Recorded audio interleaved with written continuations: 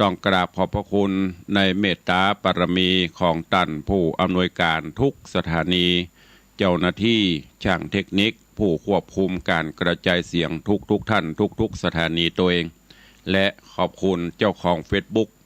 ทุกท่านที่ได้กดแชร์กดไลค์กันลำดับต่อไปเชิญญาติโยมทั้งหลายได้ติดตามรับฟังธรรมเทศนาปื้นเมืองเหนือว่าจะเป็นจะได้ก็เชิญทุกท่านตั้งอกตั้งใจฟังณโอกาสบัดนี้นะโมตัสสะภะคะวะโตอะระหะโตสัมมาสัมพุทธัสสะ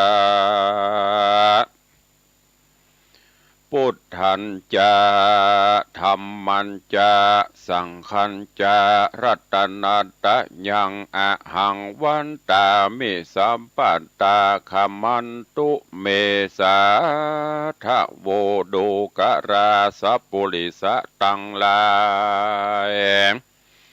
นี่ใหญ่ห้องนี้จักกล่าวจี้กาแก้ไขยังทำดวงใสเกลือเก่าจักไข่แต่เก้าเมินมาในอาทิตกาละนานนักแก่ลวงมาแล้วแต่ไปหลังอันสืบมาตั้งแต่เก้าปางเมื่อเจ้าตนครูตนสัพปัญโยชื่อว่าวิปัสสีพระมุนีเทศนายังทำสั่งสอนโลกกะฮือคำโปนจากโอคะสงสารฮือถึงเบียงแก้วยอดนิพพานนาแก้วกูอันเป็นนายนำหมู่และคนและฝูงปุถุชนน้อยใหญ่จุมมาไฟอ้างไฟสมปานอติตการเมินมากคนและเทวดาอยู่เฝ้าหากปูจาตนพระพุทธาอยู่เกลาเมื่อตนเจ้ายังโพดสงสารเฮินเมินนานสะร่ำนานนักพร่ำอติตายามนอนนายังมีรัฐาเมืองใหญ่ฝูงหมู่คนอาสะไรอยู่ยินดีไพร่ราชบ้านคนมีหลายหลากคนอยู่มากหลวงหลายคนปันปวงใหญ่น้อยใหญ่ทุกผู้ใฝ่ยินโจมหากเป็นเมืองอุดมสุขมากฝูงหมู่ไพรราชสุขหลายอยู่สุขสบายเที่ยงเต่าทุกเมื่อเจ้าแรงงายบอกมีโอนตะรายมาค่อนขิงเป็นเมืองยิ่งอุดมสุขเกษมมากนักก็มีแรงอาถาเศรษฐีจะภริญญาจะขามานิเวสนังติทันติในกาละยามนั้นยังมีเศรษฐีผู้บาปไปและนางเตรียมใจตนเมียมีใจบนเวกรรมสะเอาพร้อมด้วยลูกเต่ายิงใจอยู่เตรียมใจกับพ่อแม่บอดใดภายเพศนาอยู่ดาไปอยู่ในส่วนสองกาไว้เศรษฐีกึดบอดดีเที่ยวถูกตังพ่อแม่ลูกวงใหญ่เขามีใจตังเดียวเอากันกำเกี่ยวบิดเบี่ยงใจค่อนเงียงงอคอ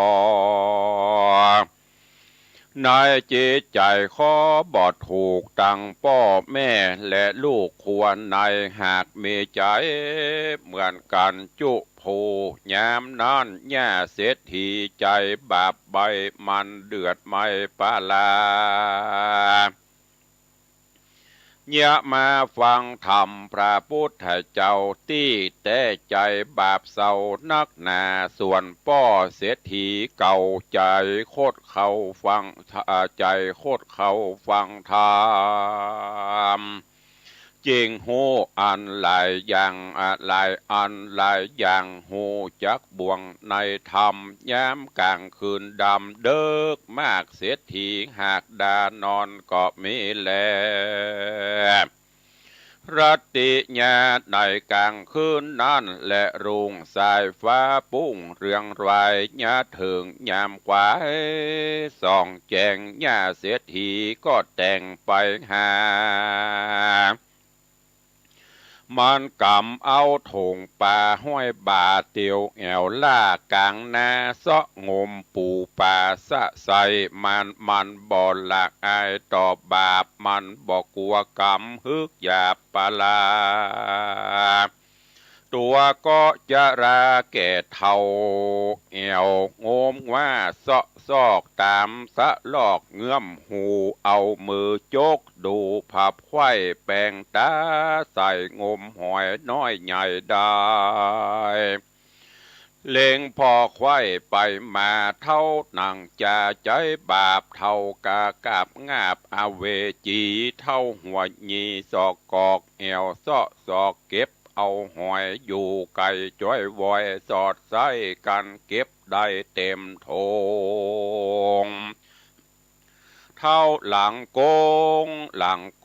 จริงไว้นากับคืนกว่าเหือนมันเนี่ยงะงันกลมพอโดยใจหม้อพงพา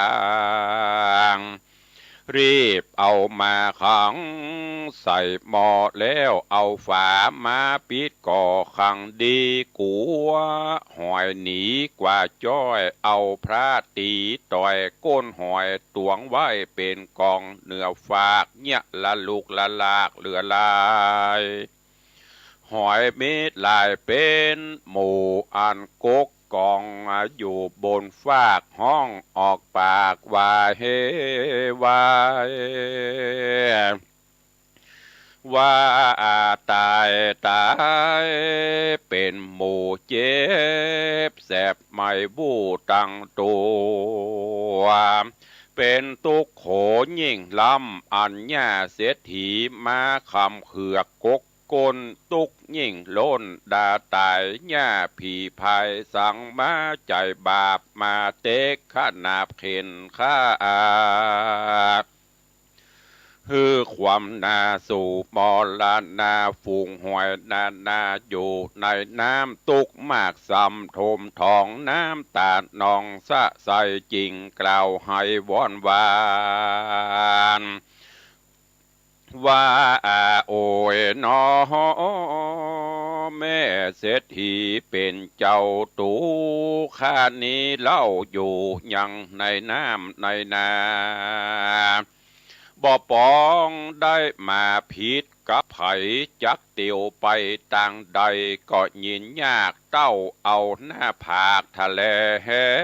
ดินเป็นอาจีนบอกขาดเอาก้นจีฝากฟ้าเอาหน้าทะเลดิ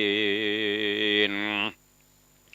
อาหารการกินก็ยินลำบากกินแต่ซากใครดินตังซากเน่าใบไม้และหญ้าเน่าบ่ได้มัวเมาแอวลาเสาะสอดกว่ากินของคนจิตบ่เบบนต่างบาปกลาเต้าเอาก้นจีฟ้าเอาหน้าทะเลดินก็หันยินมีแต่หมูหอยบัดนี้แม่เสียทีปล่อยบ่อินดูสังบ่มุตูหมูขาน้อยสัตว์อันเป็นหอยนี้เล่าจามบาดนี้ก็ยังว่าจักเอาแกงกินพอดูตีนก็หาบอดใดตุกยากไล่เมื่อยามเตียวแม่นดังหรือผู้ขามีตีนก็จักเอาก้นแล่นหนีบินป้ายกว่าเหตุภัยยะล่ามาเติงเถิงตนโดตูขาอาสะลาย อยู่น้ำในนาก็เงียวว่าจื่นบานจะบ่ได้ไปเกิดขวางบ่เติกหนต่างเตียวไตแห่งคนยิ่งใจได้โลกตายบัดนี้แม่เศรษฐีป้อยมีใจละหัดมากำจัดโศกโศกของกินลำในโลกโลกามีมากนาพับแผ่บ่ใจมีแต่หมู่หอยฝูงจาดโดยก้นจีฟ้าเอาเกล็ดนาเตียวดินอาหารเดยินลำบากมีมวลมากลวงลายบ่ใจมีแต่หอยดำเต้าอีและแม่เศรษฐีเฮ้ยตาในกาละยามนั้นแม่เศรษฐีสามมาเร่งด่าเก็บเอาหอยมาแกงกินกับเขาว่าน้ำหอยนี่นาหวานกินลำลายมากโล้นคนจอบสู่เหลือลายสามมาเอาการกินเลี้ยงตังมวลและฤดูกาลาจุ่มหอยเฮามวลหมู่อันยังอยู่ในแม่น้ำวันนี้เฮาพรำเย็นจักตายชีวิตเลี้ยงบำบายวินาศดับจิตขาดเมื่อมอนเฮาหมู่หอยจอมดำกำเศร้าอันขังอยู่ในเล่าหม้อดินตุกเมาวินหายม่วนชีวิตด่วนมรณงตายในวันนี้แหละนอเมื่อนั้นย่าเศรษฐีเนี่ยบอดีละลูกเนี่ยกกากเอาหอยมากมาแกงเมื่อยามแหลงไก่ข้ามนางเหลียวล้ำเรือแรงรีบมาแก่งหอยรีบแต่งดากอยตำพริกและเกลือดังไฟลุกไหม้เรือเปลวเหลืองเอาหม้อดินแกงขึ้นตังแล้วซ้ำแล้วก็มาโซนหลัวเขาเอาไฟแรงเปลวไฟแดงลูกไหม้น้ำหม้อแกงไวดะเดือดละล้านเดือดโดยเปลวไฟควักพริกใส่ลงหม้อเอาปากกลต่อกวนเก่าเปลวไฟแห้งเอาไม้น้ำห้อนเดือดหากดันตันใจยามเมื่อนางยกเอาหอยสัตว์ลงลอยในหม้อใหญ่ฝูงหอยก็มาร้องให้วอนขอว่าดูราแม่เศรษฐีตูนี้นะเจ็บปวดดาจากลวดติงตายขอ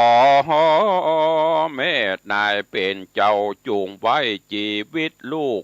เต่าหมู่คาแดเตอส่วนย่าเศรษฐีมันบ่ฟังกำยกเอาหวยตกต่ำลงหม้อแกงน้ำฮ้อนแรงเดือดสว่านการแกงสุกแล้วก็แต่งห่าง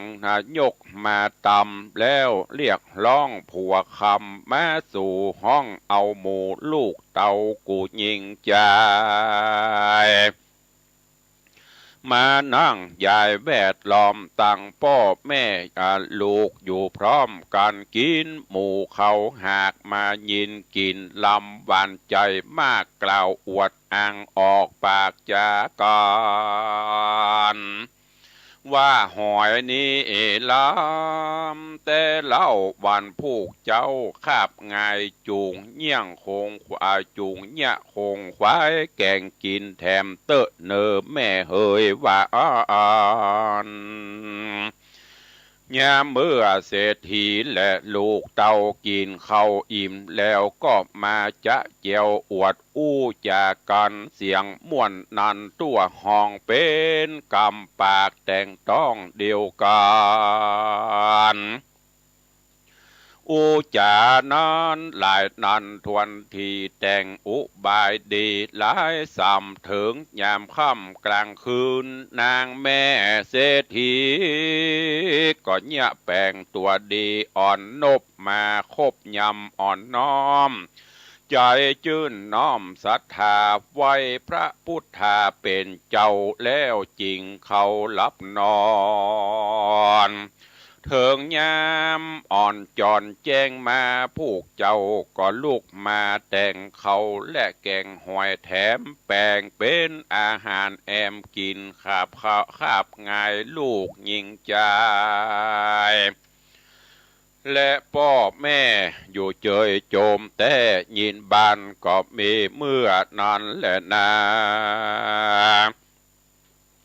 น้อยกาดลาเมื่อนางย่าเศรษฐีใจนางบอดดีเถิบเท่าจื้อจิตมืดเศร้าตันหาบอบมีใจกรุณาสอดสิ่งพรหมวิหารสียิ่งไกลตั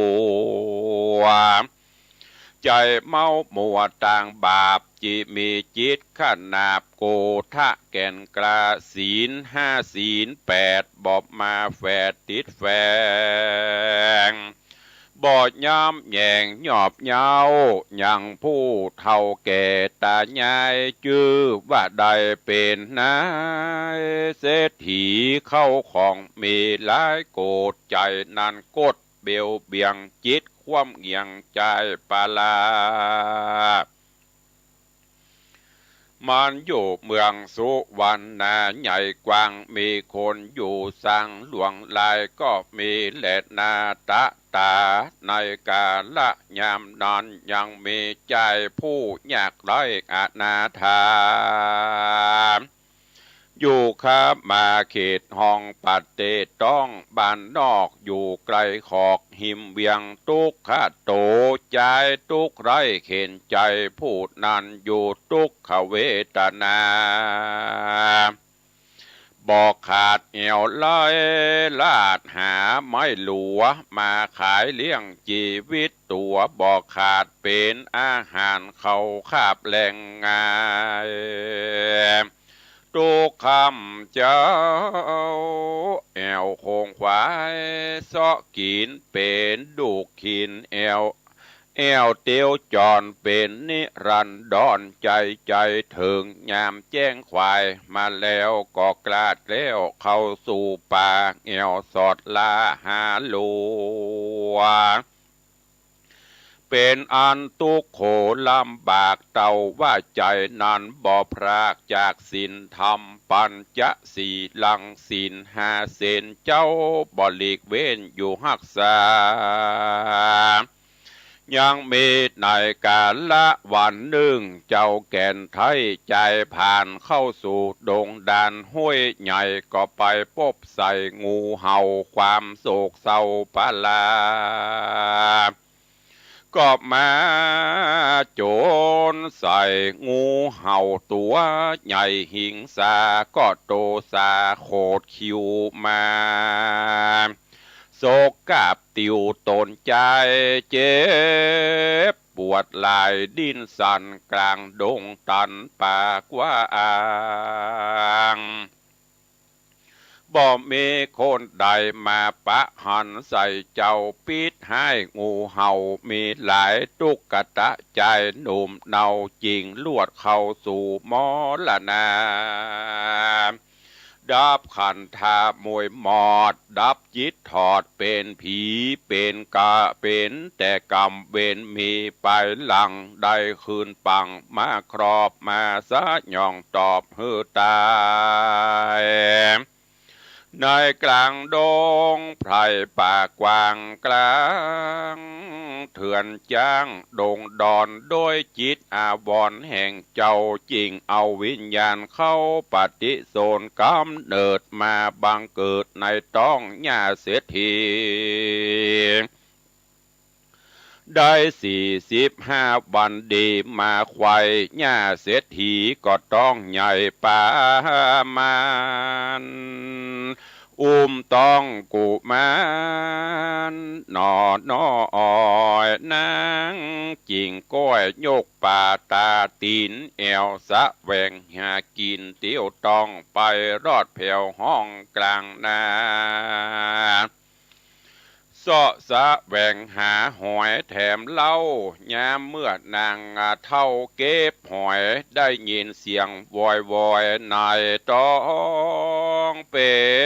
นเสียงห้องมาจากต้องนางแห่งนาง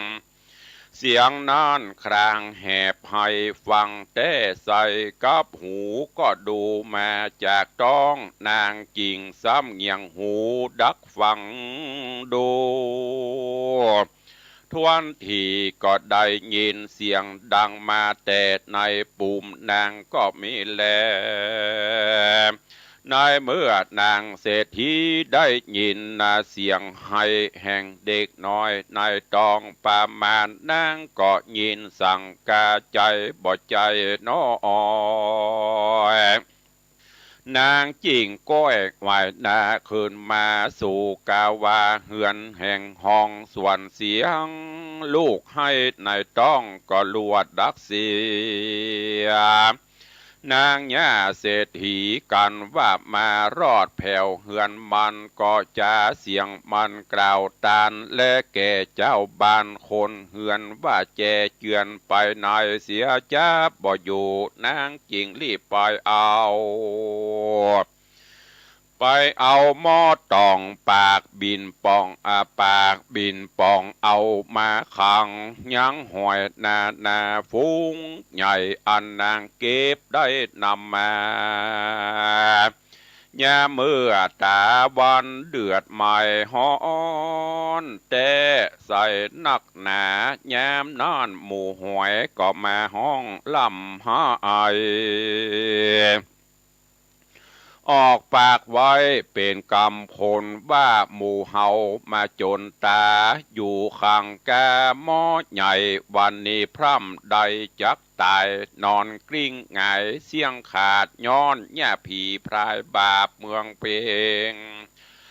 ย้อนแย่ผีพรายบาปเปียงเป็ดเนี่ยดังเพดมาแต่งซ้ำยับมาขังไว้ในหม้อตั้งใจล่อกลางจะตั้งไว้ต่อกลางจานมายินผานใจลำบากกันบอกวันนี้ก็วันพูกหมู่เฮาจากถูกเอาแก่งกันบอดยามแหลงก็ยามคำหมู่หอยดำกำหลวงลายตุกวำไวถนัดเปิ้นจักมากำจัดแกงกินตุกเมาวินลำบากกาละหากแต่วันนี้นา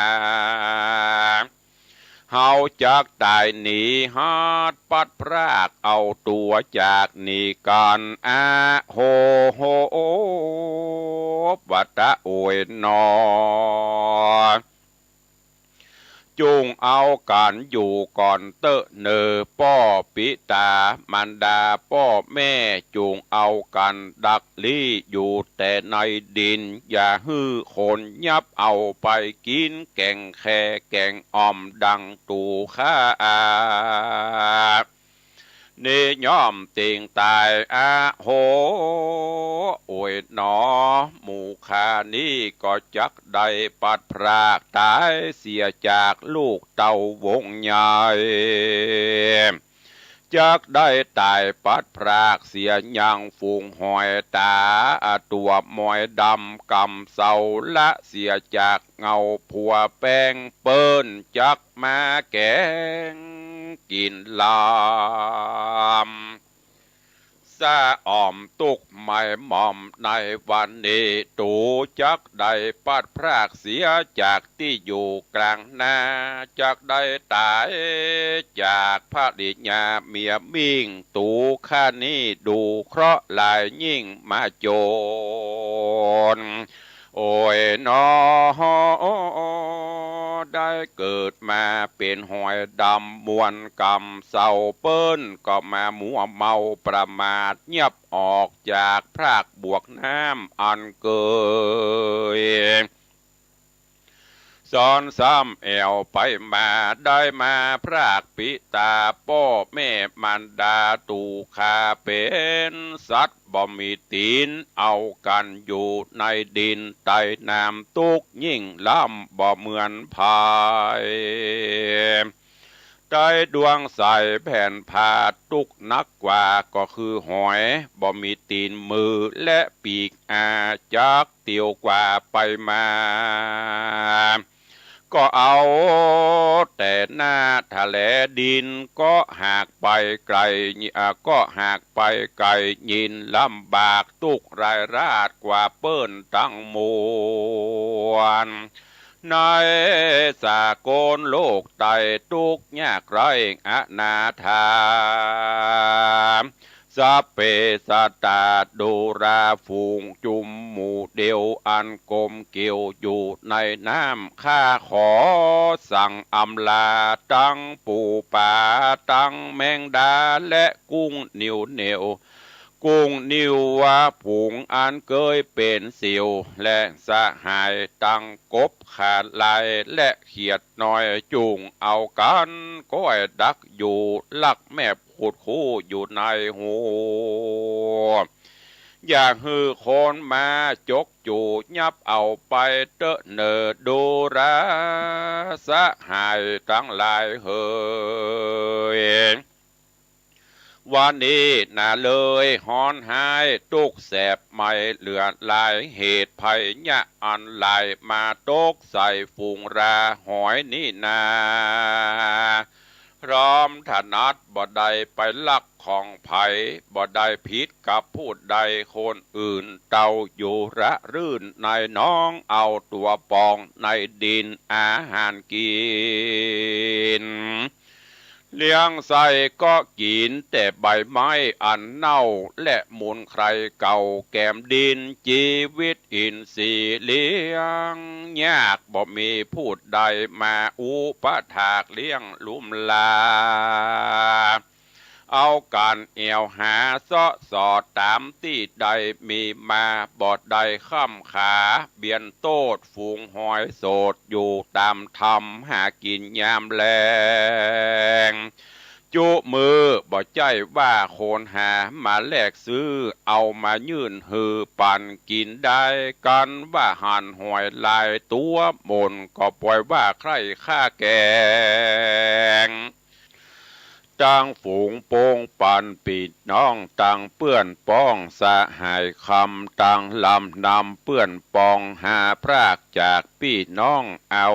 เฮือพรากเสียยังปิตามันดาป้อแม่ตังเชื้อชาติแก่เมืองโมนได้พรากจากขาโกนเดียวได้เหือพรากเสียจากจุมหมู่อันเคยอยู่ห่วมกันมาปาดพรากสะหายญามิตรเสียวเหือได้อยู่เปลี่ยวเองได้เหือได้พรากรายเสียอย่างยิ่งใจลูกเต่าเหือได้พรากจากเสียอย่างกู้อันเคยอยู่ผัวเมียเหือใดพรากเสียยังเจือเผาอันเป็นเก้าเงาบงจาดเหือใดขาดตามติดแม่นว่าจับตีในก็ผิดติดในก็หือหายกว่าจ้อยเพราะว่าใดเอาหอยดำมีมนกรรมกีพรากจากเสียกันเหมือนไปเฟยใบกิ่งไม้อันลมใหญ่มาปัดกวายแม้นพูดใดและใดโพดยกออกโตดหอยตำเอามือตำปล่อยไปขอฮือได้โปนโศกสัพพโรคโรคาอย่ามีภัยยามาตองในแห่งห้องสันดานเวทนาอย่ามาปานติดแปดของหือใดมีพี่น้องวงศามีสุขนาดหนามากหลวงลายมีลูกใหญ่สืบจะลูกมีลูกยิงใจสืบเชื่อก็จุงเอาเครือหัก แป่งกันฮือมีผิวพรรณขาวผ่องวันหน้าผ่องดีงามดีอายุมีเตืองอาจเตี้ยงมันอย่าด่วนสันวันปันตายอยู่สุขสบายเตอะเจ้าได้อยู่กับป่านอดเนาพ่อแม่อย่าได้แผ่หน้าไปไหนเฮือมีใจหุ้มห่อหักแป่งพ่อแม่วงใหญ่ติดตามไปอย่าขาดอย่าได้ปัดพรากนี่ไก่จุงมีใจโจกลาบอยู่สุภาพต่อเต่ารอดเถิงเจื้อเผ่าวงศา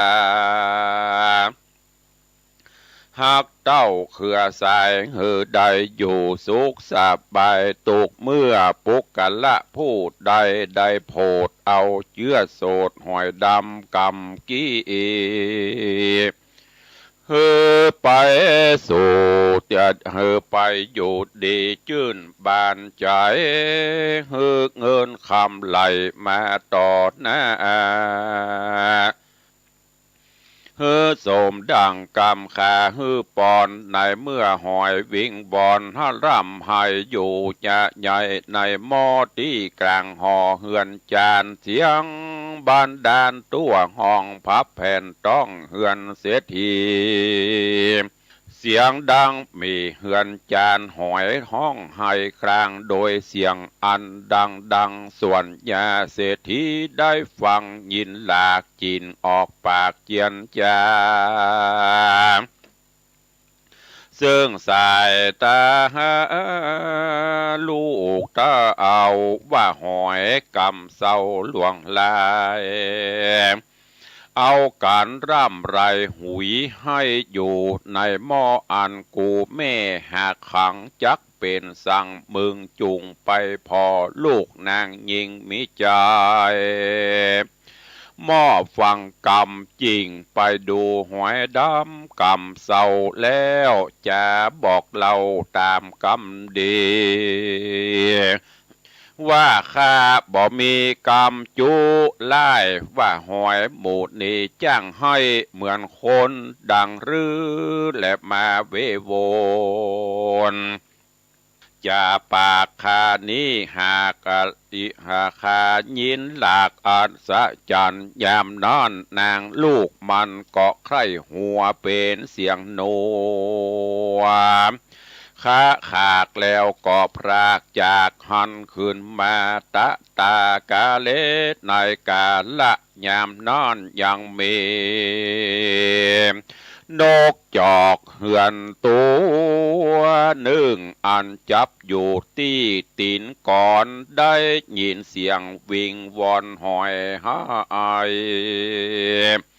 มันก็บินไปไข่กล่าวแก่สองเท่าเสียที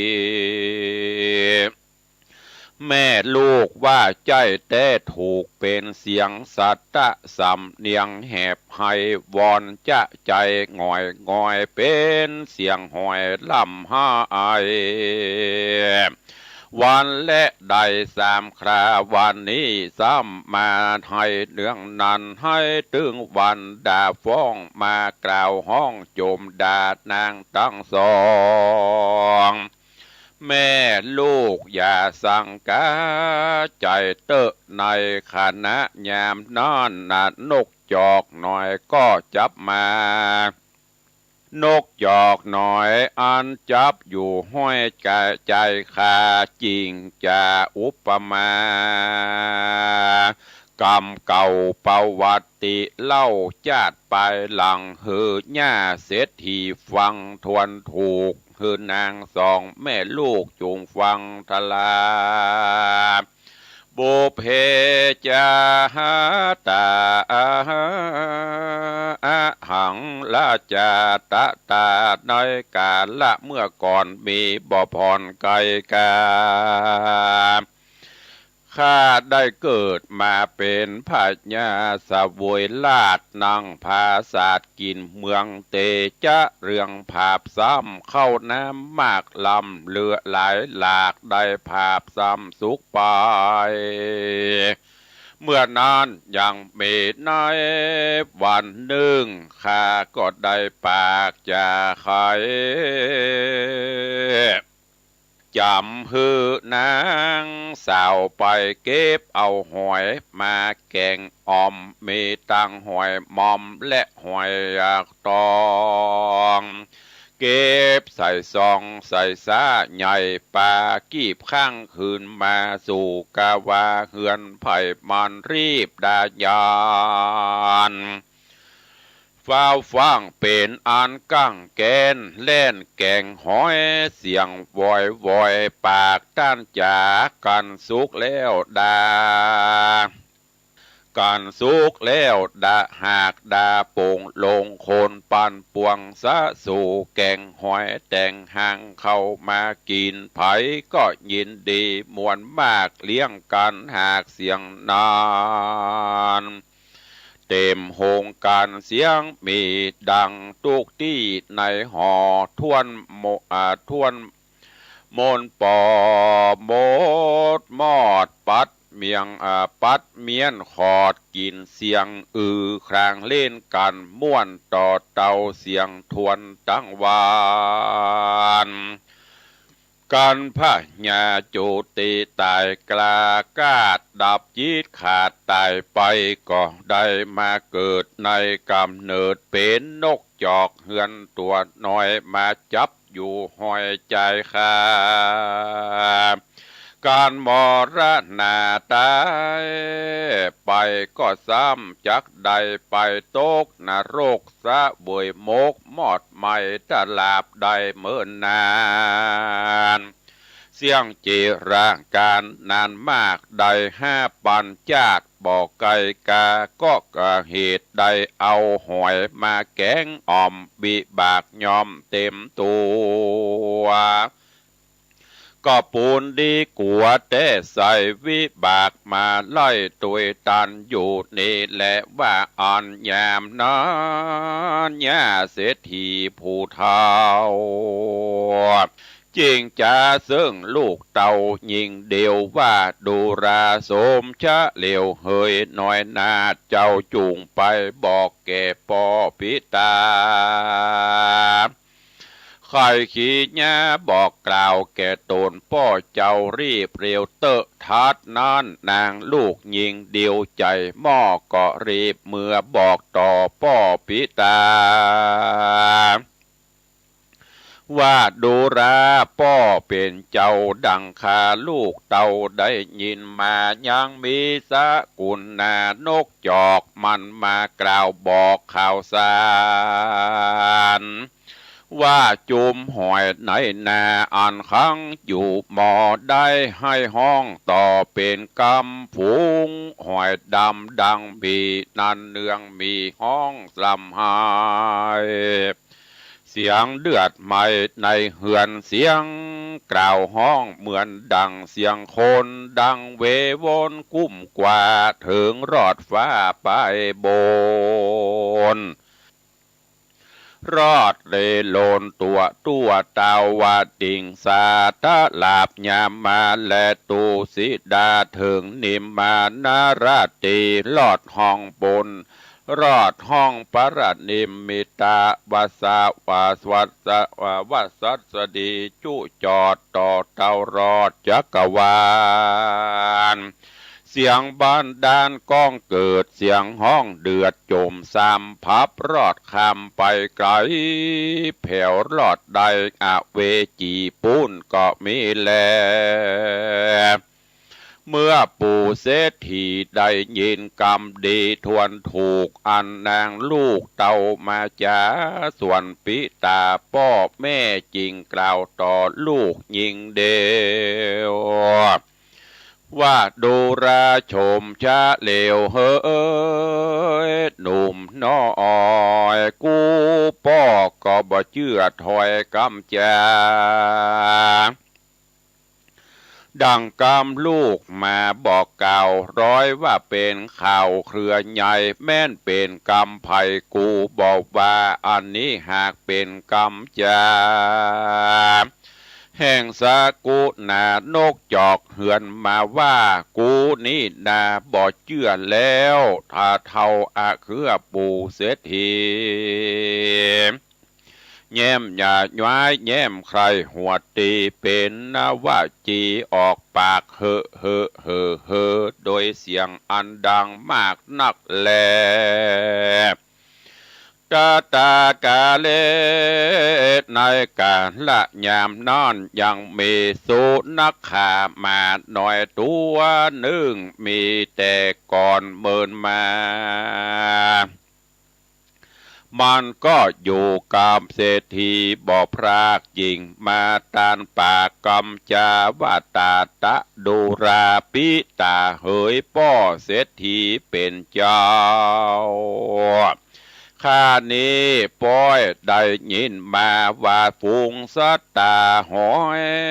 ดำกำเศร้าร้องให้อดเอาเสียงครางปางเมื่อข้าได้เกิดมา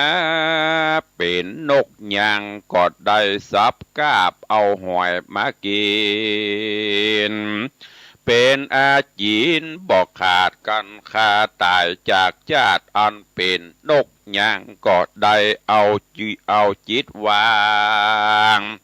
ไปเกิดในนรกเดือดเวจีสะเวยวิบากมีเมินนานเสียงจีระการเมินมากได้500ชาติเป็นทัลาและนายามนอนปู่เศรษฐีฟังยินหลากก็ตกใจมากยินกลัวทวนดังหัวปองก็กลัวมากตามกรรมมาหากมาบอกจาเศรษฐีก็มาสร้างผลบุญกัดตำหนุนไปบอกขาดศีล5ศีล8หากตือแปลงจริงคบยำแยงผู้เท่าแก่บ่ได้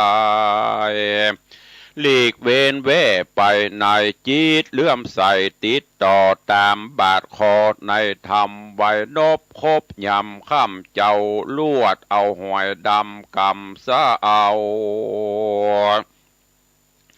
อันขังอยู่ในหม้อเหือนจานลวดเอาไปถอกใส่คืนน้ำปล่อยเสียกู้ตัวสัตว์นั้นเศรษฐีก็พรำยินดีมากหนักและนาอาปะระภาเคตั้งแต่นั้นไปนาเล่าปู่เท่าเศรษฐีก็แปลงใจดีจมมากจำศีลภาวนาญาตินามหมายตานอุติสการนาบุญย่อมือตุนตั้งเกลาทุกคำเจ้าย่อตาลก็มีทุกเมื่อและเบื้องหน้าแต่นานไปนาเป็นแต่นาบุญแห่งพุทธังกูลมากำจูนูนบ่พรากยิงใดสะบวยกรรมวิบากมาสะยองตอบถึงตัวดังอันในขันนายามนั้นอายุเศรษฐีได้45 ปีเติงมาเจ้าก็ไปจำศีลภาวนาทุกเมื่อโดยใจเชื่อกองบุญกะตำนูนไปบอกขาดยามนอนยังมีตุกตะผู้นึ่งมันก็เตียวแอวขอกินตังผ้า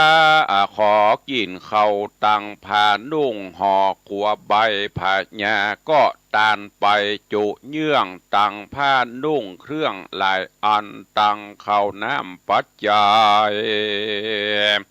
ทุกสิ่งดูทุกกตะได้หับตานของยิ่งเจ้าก็จริงลงเหือนมายามนั่นพญาก็ยุหมาฮือเลยไหลแยกคิ้วใส่ใจกำพระตุกไม่มาถึงพานตุกมาปานลำบากเถิงตนโดยกรรมเวรโดยกรรมเวรุ โดยกรรมเวรวนดังอีในเมื่อพญาตายไปแล้วก็ได้กาดแก้วเกิดมาเป็นคน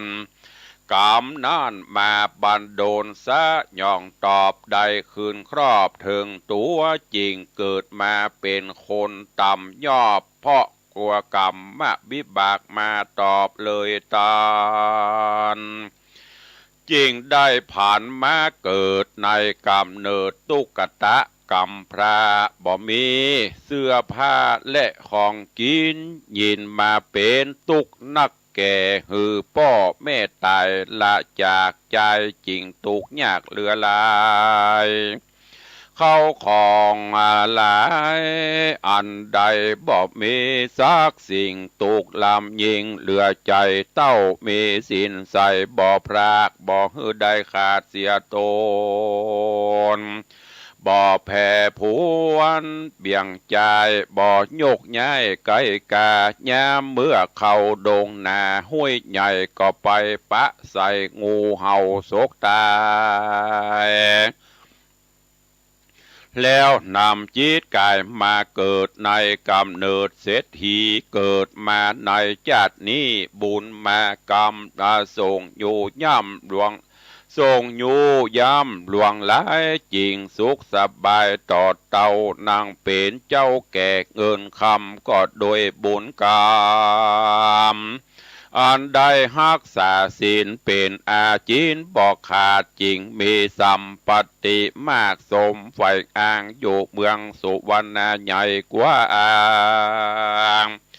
เหลือตาเกิดมาในชาตินี้ซ้ำมารักษาศีลภาวนาบ่หือได้ขาดบ่ปามมาดกองธรรมอยู่ครบยำนองน้าวตลาบต่อเต้าเท่าแก่จรา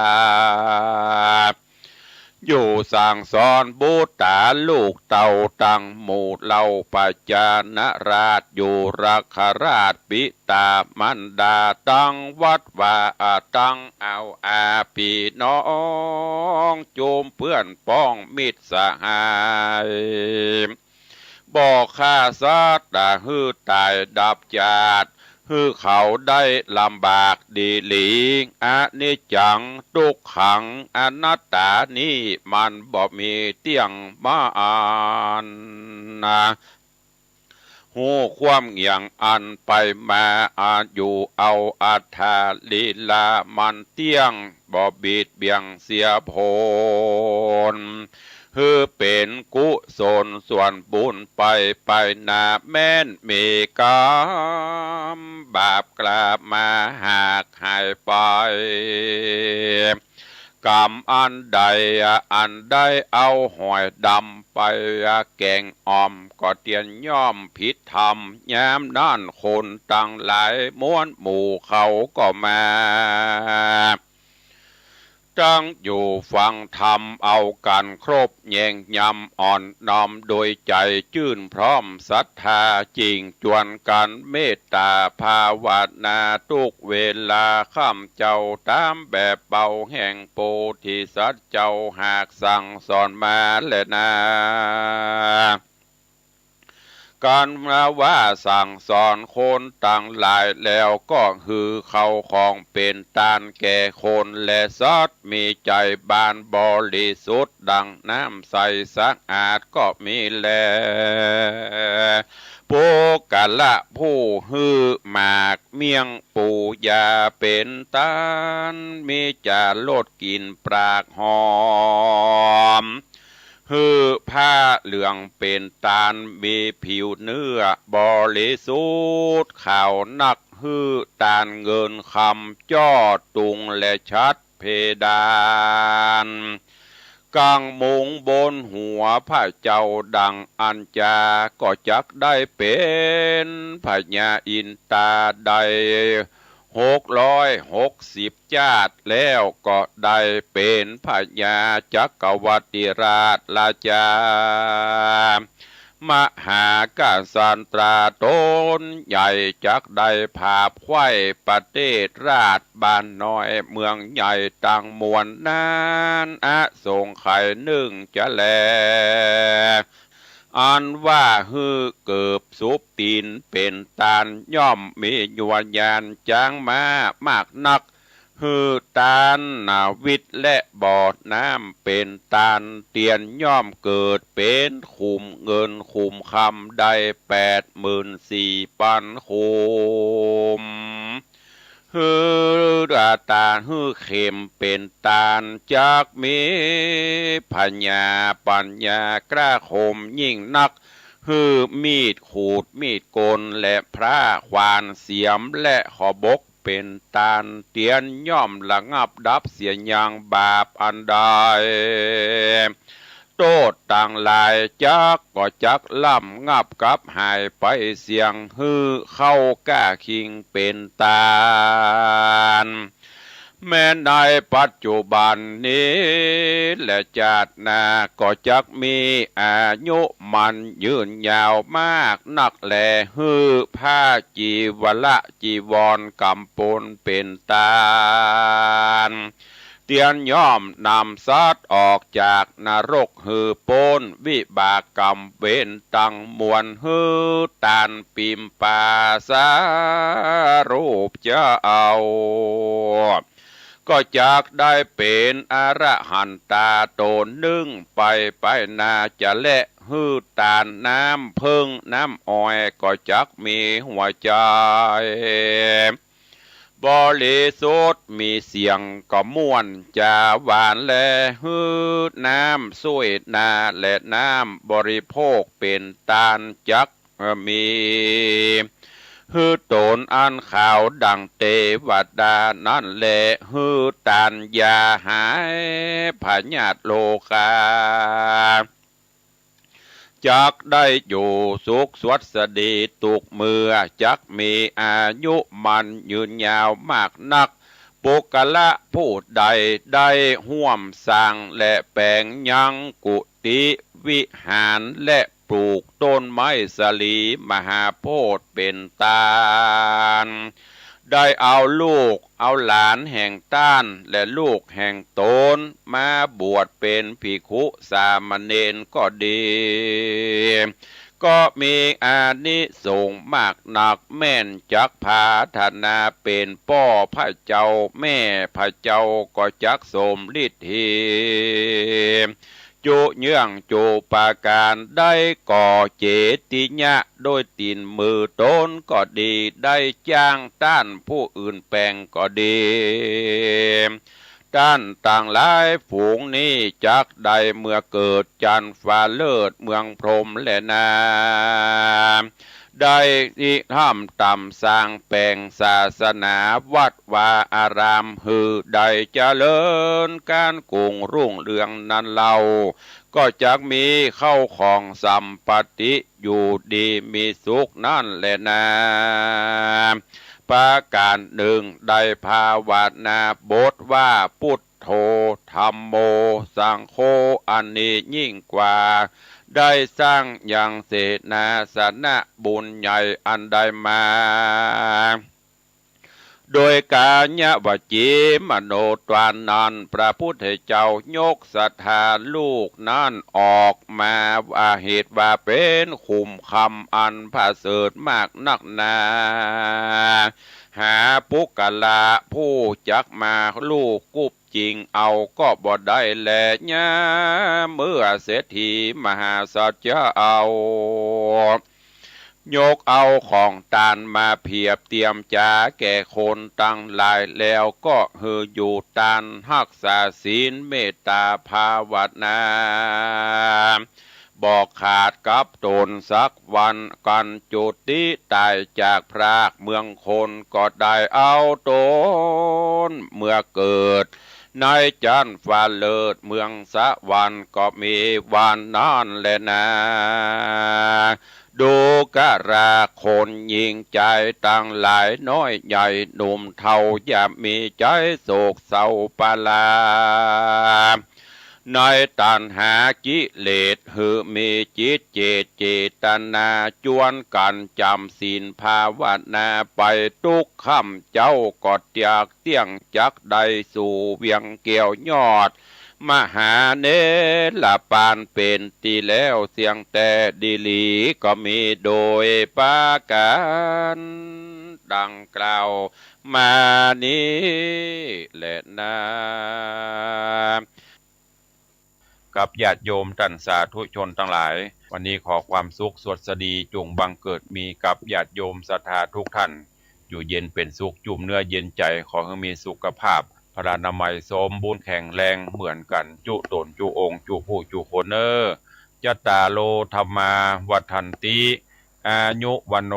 สุขังปะลัง